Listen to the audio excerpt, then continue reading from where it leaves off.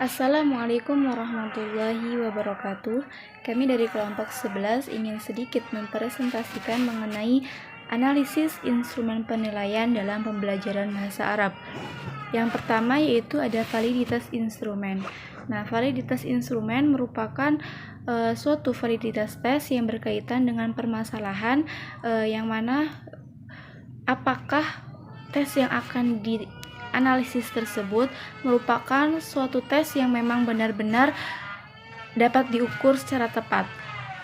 Nah, analisis validitas tes instrumen ini dibagi menjadi dua. Yang pertama yaitu ada validitas secara totalitas. Validitas secara totalitas dibagi menjadi dua kategori.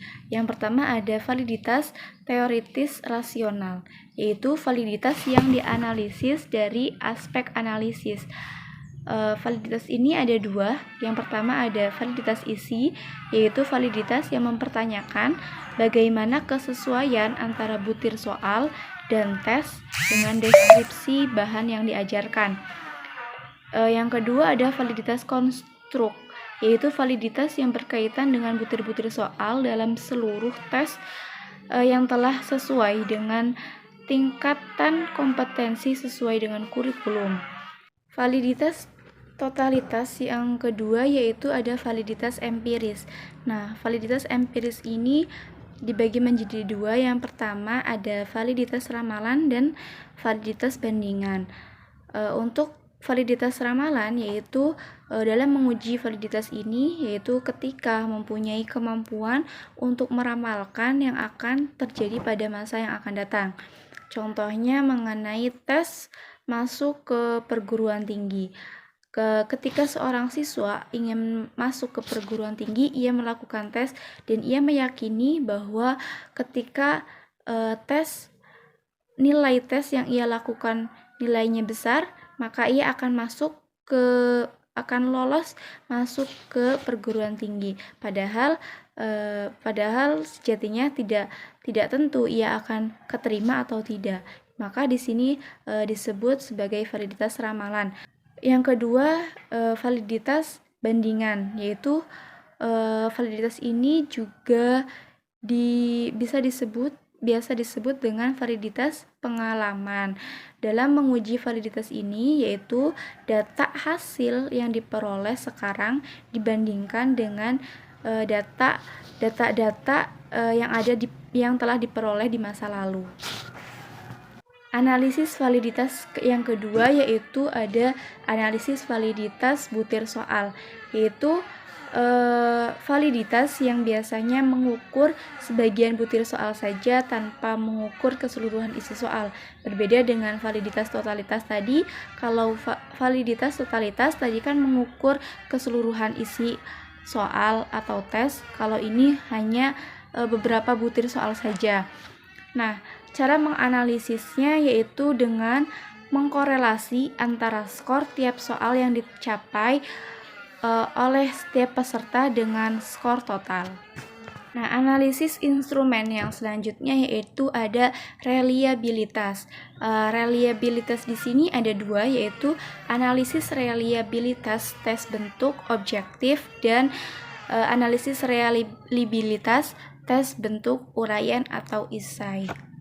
Yang pertama yaitu ada analisis reliabilitas tes bentuk objektif. Nah, dalam penentuan analisis ini melalui 3 pendekatan. Yang pertama yaitu ada pendekatan tes ulang, yaitu menunjukkan konsistensi pengukuran dari waktu ke waktu dan menghasilkan koefisien. Yang kedua ada pendekatan tes sejajar, yaitu pendekatan ini hanya dilakukan apabila tersedia dua bentuk tes yang dapat dianggap dan memenuhi asumsi paralel. Pendekatan yang ketiga yaitu ada pendekatan konsistensi internal, yaitu teknik-teknik dalam pendekatan ini yaitu dengan menggunakan formula Spearman-Brown, formula Rulon, formula Richardson, formula analisis variansi, dan lain sebagainya. Analisis reliabilitas yang kedua yaitu ada analisis reliabilitas tes bentuk uraian atau esai. Analisis ini umumnya menggunakan rumus alfa dari Cronbach karena model uraian skornya, bentuk uraian ini bukan model dikotomik, kalau benar mendapat nilai 1 dan salah mendapat nilai 0, melainkan scoringnya adalah lebih bersifat kontinu. Baik, saya di sini akan menjelaskan materi selanjutnya, yaitu tentang tingkat kesukaran atau tingkat kesulitan. Tingkat kesulitan item atau disebut juga indeks kesulitan item menurut Sukardi adalah angka yang menunjukkan proporsi siswa yang menjawab betul dalam suatu soal yang dilakukan dengan menggunakan tes objektif.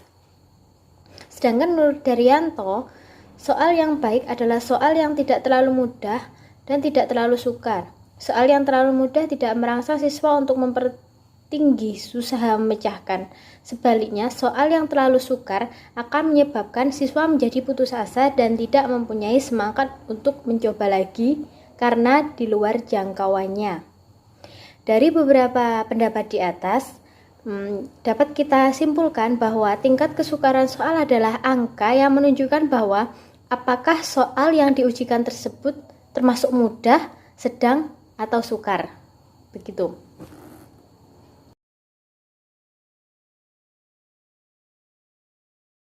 Selanjutnya adalah daya pembeda.